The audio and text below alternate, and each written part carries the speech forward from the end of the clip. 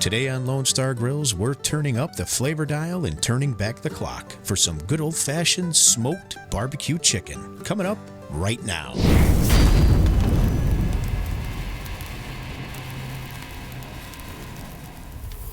We'll kick this recipe off with a homemade rub, but if you have a go-to rub that you like to use, just go ahead and use that. We'll be using 1 tablespoon each of sea salt, black pepper, garlic powder, onion powder, paprika, and 1/2 tablespoon of cayenne pepper, because we want to add just a little heat to this recipe. Just get that all combined well and set it aside. For today's recipe, we're using bone-in chicken. We've got assorted breast, thighs, and legs. Season it up generously on all surfaces with your rub, and then just let it hang out for a little bit while we preheat the pit. We'll be doing today's cook on our Lone Star Grillz pellet smoker. This cooker offers offset quality smoke with the convenience of a pellet smoker. Just preheat your cooker to 275 degrees Fahrenheit, and then get your chicken on, close the lid, and begin cooking. This cook will take approximately 90 minutes to complete. We're looking for final finishing temperatures of mid-160s in the breasts and mid-170s to high 170s for dark meat. So once you get to within about 15 or 20 degrees of your final finishing temperature,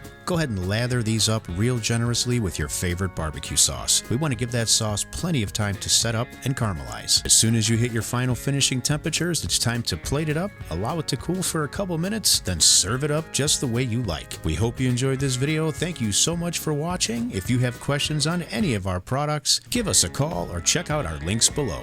We'll see you on the next one.